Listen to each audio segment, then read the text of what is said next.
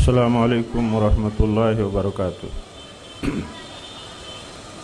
ان الحمد للہ نحمده ونستعینه ونستغفره ونعوذ باللہ من شرور انفسنا ومن سیئات اعمالنا من يهده الله فلا مضل له ومن يضلل فلا هادي له واشهد ان لا اله الا الله وحده لا شريك له واشهد ان محمدا عبده ورسوله يا أيها الذين آمنوا اتقوا الله حق تقاته ولا تموتن إلا وأنتم مسلمون يا أيها الناس اتقوا ربكم الذي خلقكم من نفس واحدة وخلق منها زوجها وبث منهما رجالا كثيرا ونساء واتقوا الله الذي تساءلون به والأرحام إن الله كان عليكم رقيبا يا أيها الذين آمنوا اتقوا الله وقولوا قولا سديدا يصلح لكم أعمالكم ويغفر لكم ذنوبكم ومن يطع الله ورسوله فقد فاز فوزا عظيما أما بعد فإن خير الحديث كتاب الله وخير الهدي هدي محمد صلى الله عليه وسلم وشر الأمور محدثاتها وكل محدثة بدعة وكل بدعة ضلالة وكل ضلالة في النار أعوذ بالله من الشيطان الرجيم قل هذه سبيلي أدعو إلى الله على بصيرة أنا ومن اتبعني۔ اسٹیج پر تشریف فرما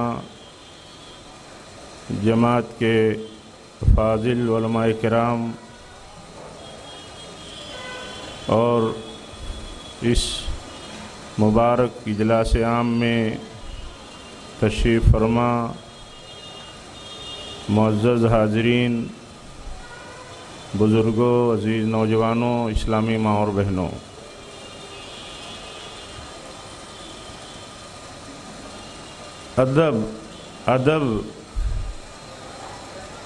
ادب یہ اسلام میں بہت بڑا اور بڑا اہم مقام رکھتا ہے۔ ادب کے بغیر علم نہیں آتا۔ جس کے پاس ادب نہیں، آپ یہ سمجھیے کہ اس کے پاس علم نہیں۔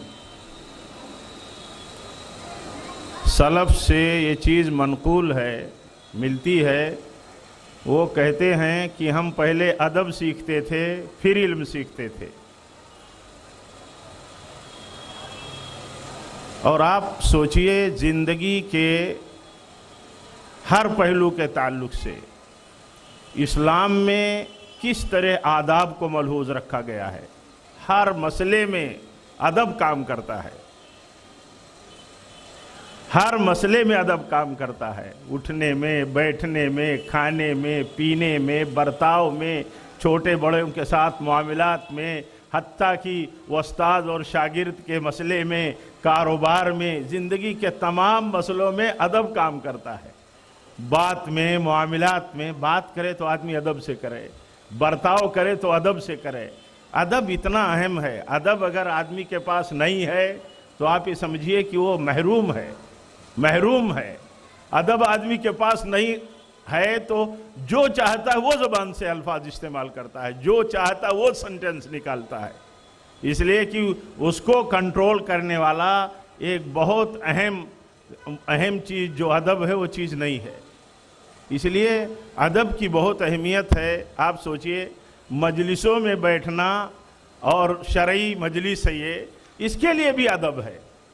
ہم علم کے لیے اس مجلس میں بیٹھے ہیں، اپنی اصلاح کے لیے، معاشرے کی اصلاح کے لیے ہم یہاں بیٹھے ہیں۔ مجلسوں میں بیٹھنے کا بھی ایک سلیقہ اور ایک طریقہ اور ایک ادب ہے۔ آپ بتائیے، ہم علم سیکھنے آئے ہیں اور اگر ہمیں یہ نہ معلوم ہو کہ ہمارے لیے علم سیکھنے کا اصول اور اس کے آداب کیا ہیں، تو اس کے لیے بھی سکھایا گیا۔ ہمارا طریقہ کیا ہے؟ اب ہمیں یہ نہیں معلوم کہ مجلسوں میں کیسے بیٹھا جاتا ہے، ہماری حیت کیا ہو، ہمارا طریقہ کیا ہو، ہماری توجہ کیسی ہو، اور ہماری مجلس میں ایک دوسرے سے قربت کیسی ہو، جہاں جو چاہے وہیں بیٹھ جائے، تو کیا یہ ادب ہے؟ یہ بھی ادب نہیں ہے۔ کیوں؟ یہ بھی جاننا ضروری ہے۔ تو ہر مسئلے میں یہ جاننا ضروری ہے کہ ادب، چھوٹے کے ساتھ ادب کا برتاؤ کیسا ہے، بڑوں کے ساتھ کیسا ہے، ماں باپ کے ساتھ کیسا ہے، اولاد کے ساتھ کیسا ہے، انبیاء کے ساتھ ادب سکھایا گیا۔ اللہ تعالیٰ عظیم ہے، اللہ تعالیٰ کے ساتھ کس طرح ادب کا برتاؤ ہوگا، ہر ایک کے ساتھ ہر مسئلے میں ادب، اختلاف میں بھی ادب، اختلاف میں بھی ادب۔ لیکن دیکھیے، پہلے تو یہ سمجھ کے چلنا چاہیے کہ ہم ادب کو کون سی اہمیت دیتے ہیں، کتنی اہمیت دیتے ہیں۔ آپ دیکھیے، بول چال میں، زبان میں، لغت میں، لکھنے پڑھنے میں اس آدمی کی کتنی اہمیت ہوتی ہے جس کو کہا جاتا ہے یہ ادیب ہے، یہ ادیب ہے، زبان کا ادیب ہے۔ وہ زبان کو، الفاظ کو، جملوں کو جہاں بہت مناسب اور معیاری ہوتا ہے وہاں اس کا انتخاب کرتا ہے، تو کہا جاتا ہے یہ فاضل آدمی ہے، یہ ادیب ہے، اس کے کلام میں ادب ہے، اس کی زبان میں ادب ہے۔ ایسے ہی کہا جاتا ہے بڑا مؤدب ہے، یہ بڑے ادب سے باتیں کرتا ہے، بڑوں سے، چھوٹوں سے۔ یہ طریقہ ہے۔ دیکھیے اللہ تعالیٰ نے کس طرح سکھایا کہ کہاں بے ادبی ہے، کہاں اللہ کی شان میں بے ادبی ہو جاتی ہے، اس کی عظمت میں نقص آ جاتا ہے، رسول کے ساتھ کہاں بے ادبی ہو جاتی ہے۔ آدمی نہیں جانتا، ادب سیکھتا ہی نہیں ہے کہ ادب کس کو کہتے ہیں۔ اللہ تعالیٰ فرماتا ہے کہ تم اپنے نبی کی باتوں سے اونچی بات نہیں کر سکتے، آواز بلند نہیں کر سکتے، آپ سے آگے نہیں بڑھ سکتے۔ ماں باپ کے بارے میں کہا کہ اف نہیں کر سکتے، یہ ادب ہے، اف نہیں کر سکتے انہیں۔ اور علماء کے ساتھ ادب کیا ہے؟ علماء کے ساتھ ادب یہ ہے کہ انبیاء کرام کے بعد امت میں علماء کا درجہ اور علماء کا حق اور علماء کی اطاعت ماں باپ سے بھی بڑی ہے، ماں باپ سے بھی بڑی ہے۔ اگر لوگ ادب ہی جانتے، ادب ہی سیکھے ہوتے، ہم سب، ہمارے اپنے لوگ، ہماری اپنی کمیونٹی اور مسلمان، تو دیکھیے کتنا خیر ہوتا، کتنی بھلائی ہوتی۔ اگر لوگ یہ جانتے کہ علماء کی بات کی فرما برداری اور پیروی ہم پر ہمارے ماں باپ سے بھی بڑا حق رکھتی ہے اور بڑا فریضہ ہے، تو دیکھیے کتنے مسئلے ہمارے نمٹ جاتے۔ لوگ علماء سے لڑنے کے بجائے، علماء کے ساتھ توہین آمیز رویہ اختیار کرنے کے بجائے کیا سمجھتے؟ اس وقت یہ سمجھتے کہ ہم اپنے ماں باپ کے ساتھ اف نہیں کر سکتے، تو ہمارے ماں باپ سے علماء چونکہ انبیاء کے وارث ہیں، جو حقیقی علماء ہیں، ان کا درجہ بلند ہے، بڑا ہے، وہ ان سے زیادہ تعظیم اور اطاعت کے مستحق ہیں۔ تو دیکھیے ہمارا برتاؤ ان کے ساتھ کیسا ہو جاتا، بچھ جاتا آدمی، فرما بردار ہو جاتا۔ اور وہ سارے فتنے اور بہت سارے فتنے جن سے سماج جوجھتا ہے، جماعتیں جوجھتی ہیں، معاشرہ جوجھتا ہے، کمیونٹی جوجھتی ہے، سب سے اللہ تعالیٰ نجات دے دیتا۔ تو ہم کہاں ان بنیادوں پر توجہ دیتے ہیں کہ یہ بہت بنیادی چیزیں ہیں کہ کیسے ہم سیکھیں، کیسے ہم جانیں، کیا ہمارا سلیقہ اور طریقہ ہو۔ اسی لیے بہت ساری مثالیں ابھی ہمارے فاضل علماء سے، خطبہ سے آپ نے سنی، جو ہم میں فاضل ہیں، کہ ہر پہلو پر جو بات ہوتی ہے وہ تقاضوں کی ہوتی ہے، اہمیت کی ہوتی ہے، وقت کی ضرورت ہوتی ہے۔ یہ بھی وقت کی بہت بڑی ضرورت ہے کہ ہم ادب کو جانیں اور ہر چیز میں ادب۔ تو ہمارے لیے اختلاف میں بھی ادب ہے۔ جب ہمارا کسی بھائی سے کسی مسئلے میں اختلاف ہو جائے تو اس میں بھی ادب ہے۔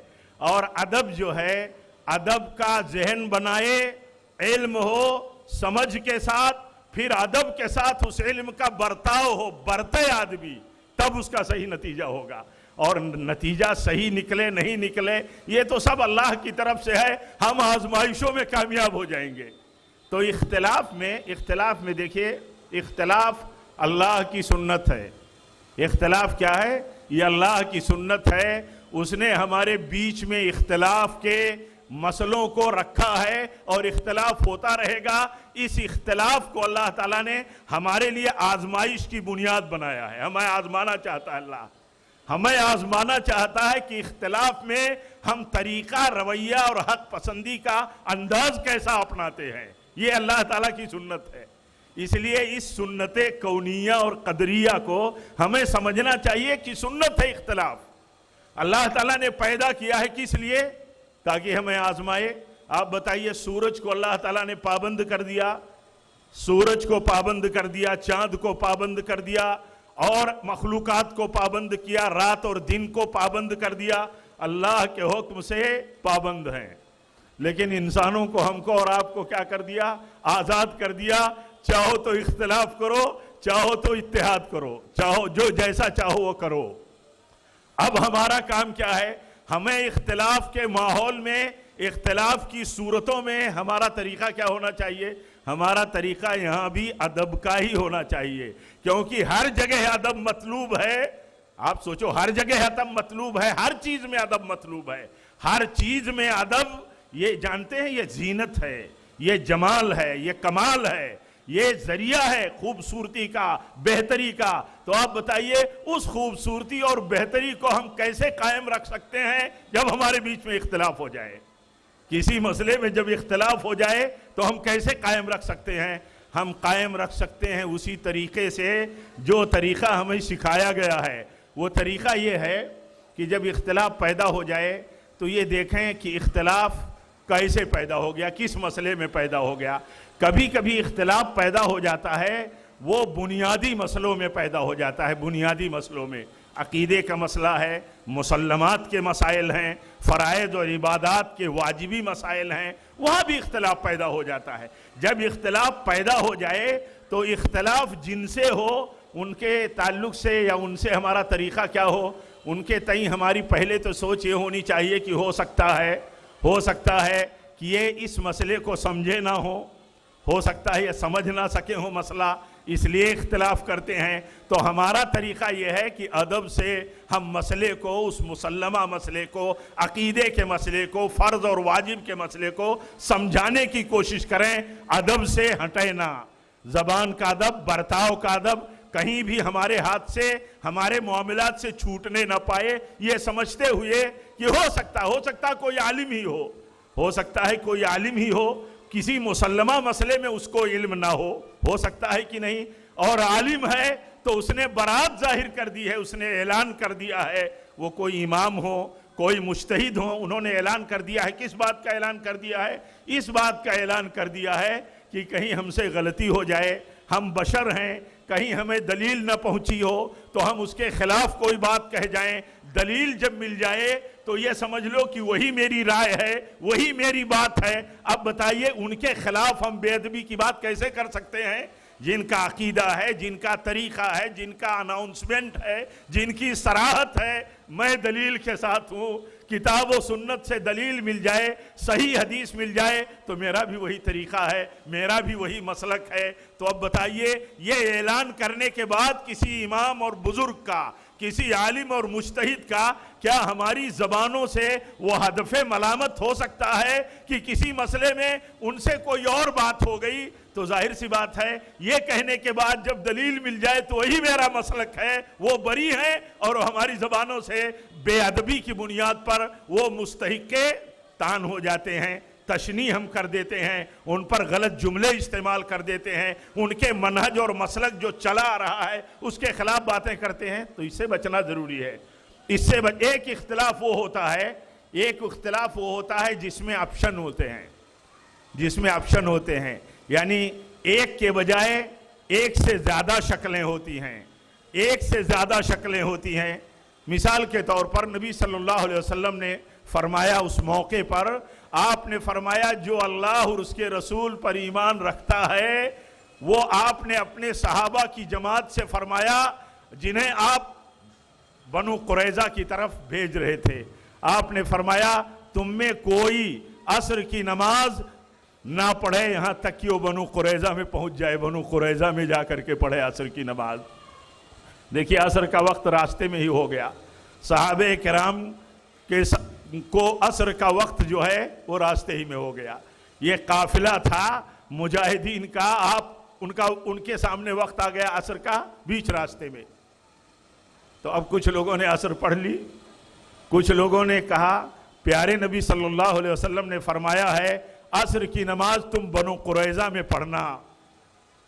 تو کچھ لوگوں نے بنو قریظہ پہنچ کر کے مغرب کا وقت ہو گیا، وہاں آپ صحابہ کرام نے نماز پڑھی۔ دیکھیے دونوں صورتوں میں دلیلیں دونوں طرف کی ساتھ تھیں۔ ایک تو یہ کہ اللہ تعالیٰ نے وقت پر نماز فرض کیا ہے، تو کچھ صحابہ نے فرمایا، کہا وقت ہو گیا تو وقت پر نماز فرض ہے، نماز پڑھ لی۔ کچھ صحابہ کہتے ہیں آپ نے فرمایا تھا نماز بنو قریظہ ہی میں پڑھنا عصر کی، تو عصر کی نماز ہم بنو قریظہ میں پڑھیں گے۔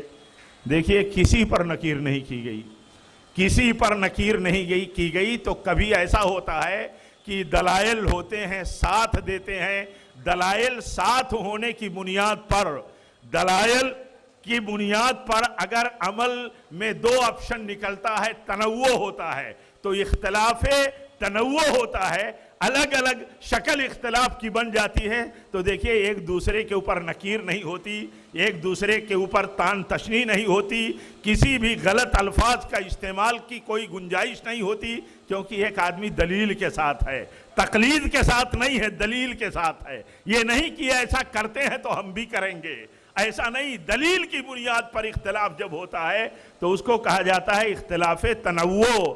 جب الگ الگ شکل ہوتی ہے اختلاف کی اور دلیل ہوتی ہے ہر ایک شکل کے ساتھ، تو اس کو ادب کے ساتھ ملحوظ رکھنا ضروری ہوتا ہے۔ کبھی کبھی دیکھیے، اس لیے یہ دیکھا جانا چاہیے کہ جب ہم سے ہمارا بھائی بات کرتا ہے، دلیل کے ساتھ بات کرتا ہے، تو جب دلیل کے ساتھ وہ بات کرتا ہے تو ہمیں دلیل کے ساتھ بات کرنے والے یا دلیل کے ساتھ چلنے والے پر کسی قسم کی نامناسب، بے ادبانہ، غیر مطلب یعنی بے ادبی کے مطلب طریقے سے اس کے اوپر کسی قسم کی انگشت رمائی ہونی نہیں چاہیے، زبان کا استعمال نہیں ہونا چاہیے۔ اسی لیے اس کی بہت اہمیت ہے، اس کی بہت اہمیت ہے۔ صحابہ کرام کے ہاں بہت سارے علماء نے جمع کیا ہے، ان کے بیچ میں اختلاف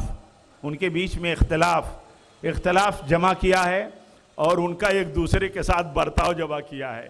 تو برتاؤ دیکھیں گے تو ہر ایک کے مقام کا پورا احترام، پوری عزت، پورا لحاظ، پوری تعظیم۔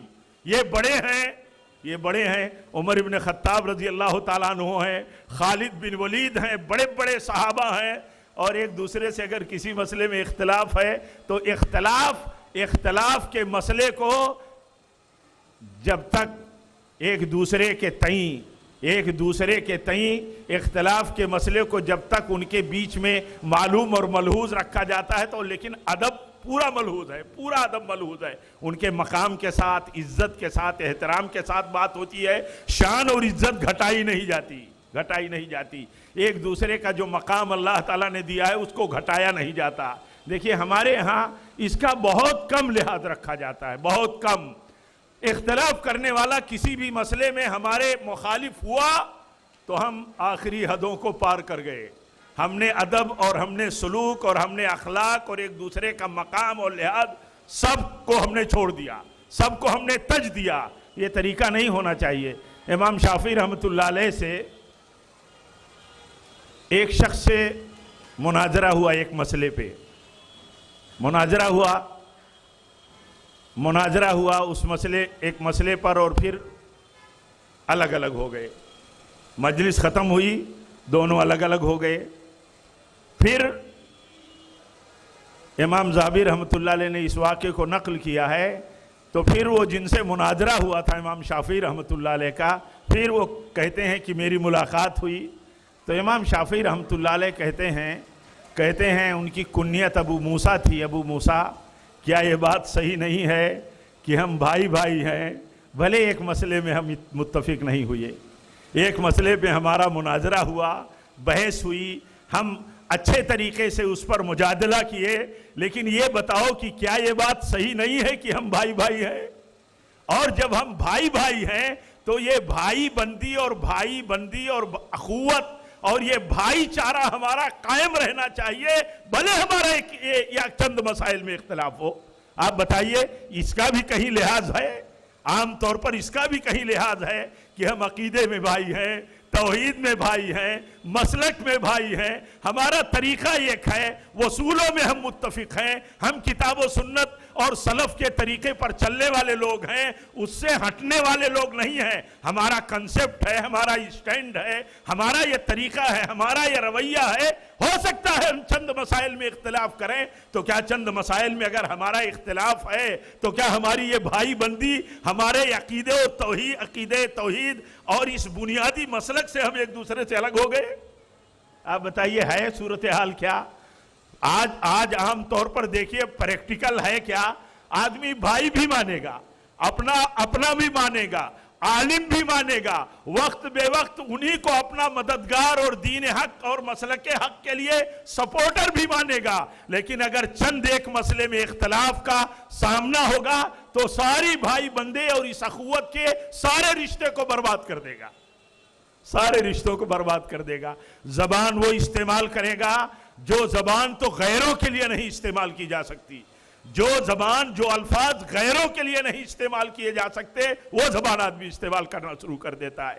اور اس کی وجہ یہی ہے، ادب نہیں ہے، علم ہے تو علم روایتی ہے، سماعتی ہے، ایسے ہی ہے بے علم کا، بے سمجھ کا علم۔ اور جب سمجھ کا علم ہوتا ہے، سمجھ کا علم، تو دیکھیں ایک علم ہوتا ہے، ایک عام علم ہے، اور ایک علم وہ ہوتا ہے جس کو بصیرت کا علم کہتے ہیں، بصیرت کا، جو علم میں گہرائی پیدا ہونے کے ساتھ ایک اہم صلاحیت ہونے کے بعد علم سے اونچا درجہ ہوتا ہے، پختگی علم کا، پختگی کتاب و سنت میں فہم و فکر کا۔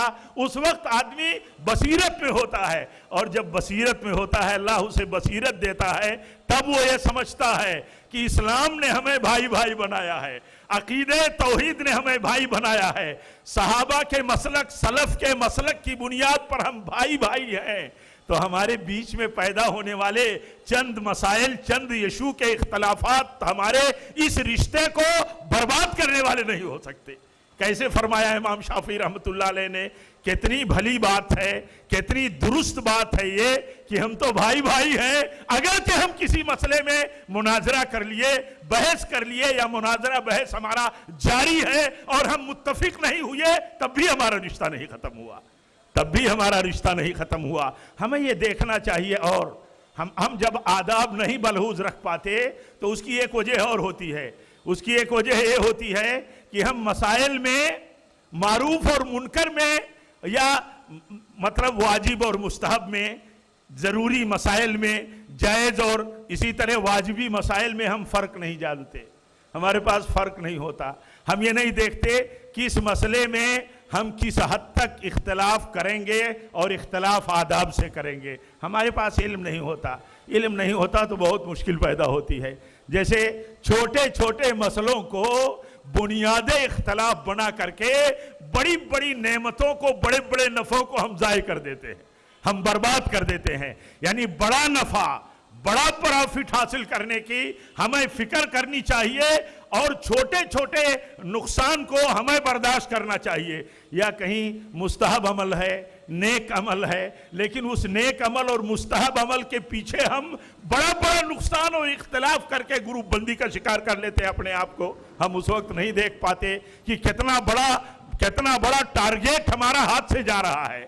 ہمارے پاس بہت ساری دلیلیں ہیں، آپ حلقوں میں بیٹھو، ادب سے بیٹھو، علم سے بیٹھو، علم کے لیے بیٹھو، اہل علم کے ساتھ بچ کر کے بیٹھو، علم کے لیے اتنی توجہ دو، اتنی فکر دو، اتنی فکر کرو، اپنے اندر اتنی فکر کرو، جیسے امام شافعی رحمۃ اللہ علیہ نے فرمایا تھا کہ علم کی فکر اتنی ہوتی ہے، اتنی ہے میرے اندر، جتنی فکر ایک اس عورت کو ہوتی ہے جس کا بچہ گم ہو گیا ہو، اور اکلوتا بچہ ہو اور دیوانہ ہو۔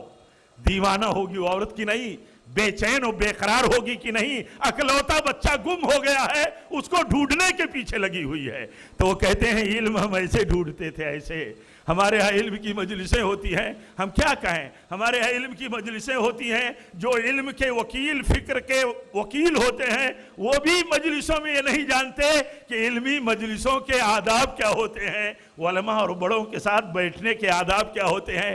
تو وہ مسائل کا سامنا اور فیس کرنے کے بجائے پھر وہ مسائل کو آداب کے ساتھ ڈیل کیسے کر پائیں گے؟ ڈیل ہی نہیں کر پائیں گے۔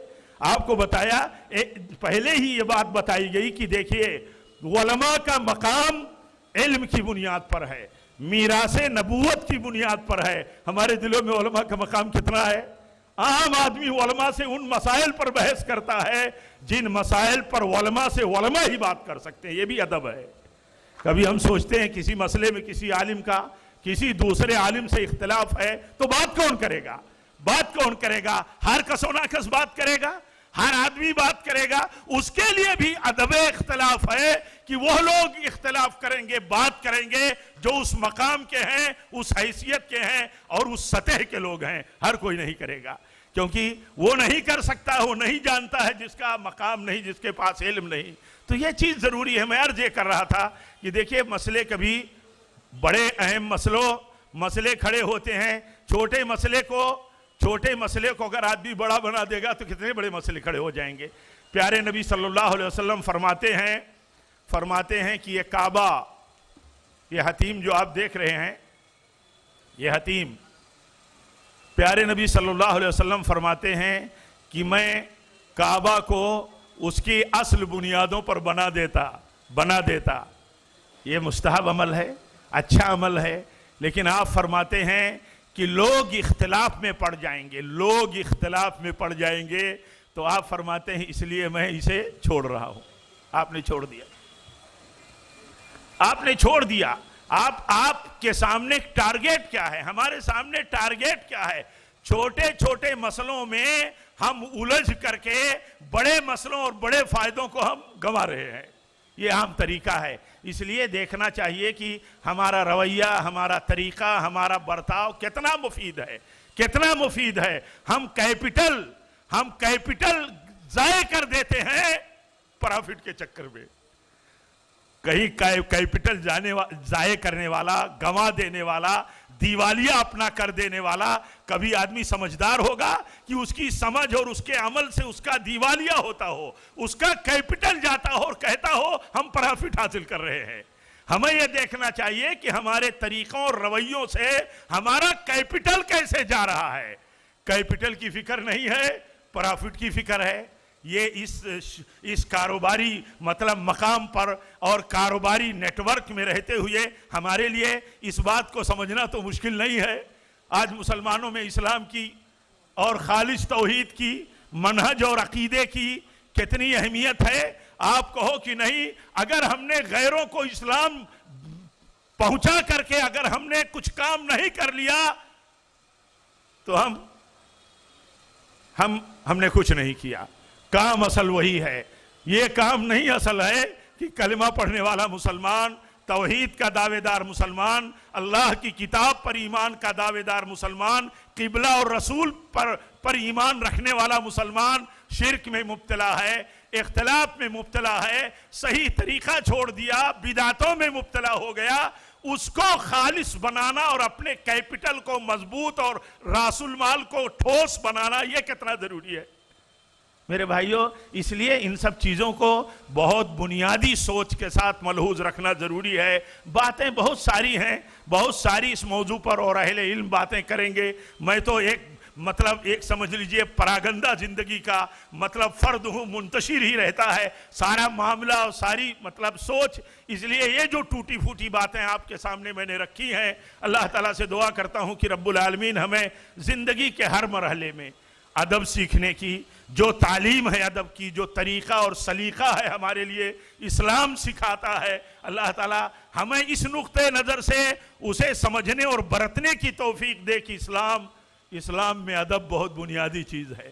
علم بھی ادب کے بغیر نہیں ہوتا، اور علم آیا اور ادب نہیں آیا تو سمجھ لو کہ علم نہیں آیا۔ اور ادب کہتے ہیں قول و عمل میں، اپنے فعل میں، اپنے برتاؤ میں اس طریقے کو خوبصورت اور بہتر طریقوں کو استعمال کرنا جو اسلام نے سکھایا ہے، جس کو برتا ہے سلف نے، صحابہ کرام نے۔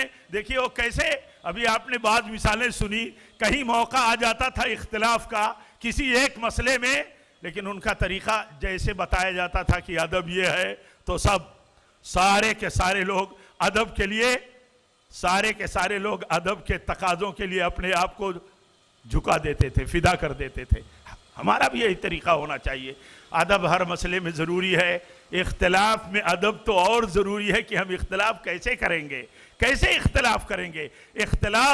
اختلاف آداب یعنی اختلاف میں آداب میرے بھائیوں پیارے نبی صلی اللہ علیہ وسلم کی سنت میں, آپ کی تعلیمات میں بہت کثرت سے ملیں گے. علماء نے اس موضوع پر بہت کچھ جمع کر دیا ہے, اکٹھا کر دیا ہے. اگر ہم اسے پڑھیں گے, اس موضوع پر سنیں گے, غور کریں گے تو ہمارے سامنے بہت ساری وہ باتیں کھل کر کے آئیں گی جو ہم جانتے ہوئے بھی اس سے غافل ہوتے ہیں.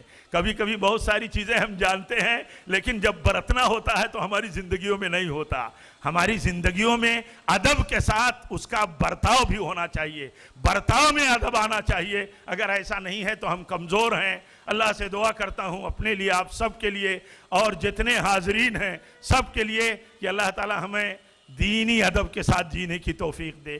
رب العالمین خاص طور پر جس مصیبت کا ہم سب کو بہت بڑی مصیبت کا ہم سب کو سامنا ہے, یعنی اختلاف کی مصیبت, اللہ تعالیٰ اختلاف میں ہمیں آداب اختلاف جاننے کی توفیق دے اور ان کو برتنے کی توفیق دے. اختلاف کی صورتیں کیا ہوتی ہیں, شکلیں کیا ہوتی ہیں, اختلاف کس حد تک آدمی کرے گا, کس انداز اور طریقے سے کرے گا, اسے اللہ تعالی ہمیں یہ سمجھنے کی توفیق دے اور اسی کے مطابق اللہ تعالی ہمیں زندگی گزارنے کی توفیق دے. اخیر میں دعا کرتا ہوں کہ رب العالمین یہ بچوں کے مظاہرے کا اور اس کی مناسبت کا جو یہ پروگرام ہے, اجلاس عام جو اصلاح معاشرہ کے لیے یہ چل رہا ہے, رب العالمین اس اجتماع کے پیچھے اللہ تعالیٰ ذمہ داران کو, منتظمین کو, نوجوانان کو, اس کے ساتھ تعاون کرنے والوں کو سب کو اللہ تعالیٰ اخلاص دے, سب کو اللہ تعالیٰ اخلاص دے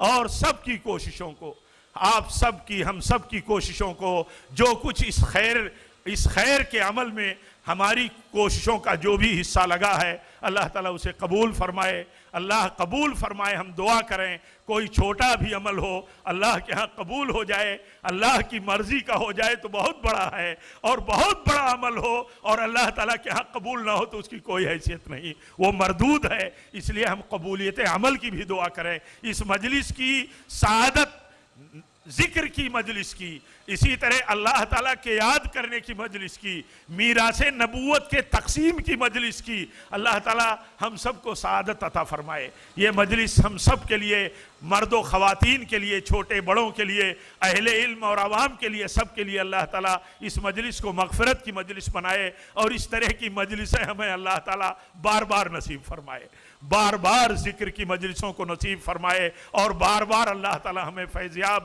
کرتا رہے. وآخر دعوانا ان الحمدللہ رب العالمین. والسلام علیکم ورحمۃ اللہ وبرکاتہ.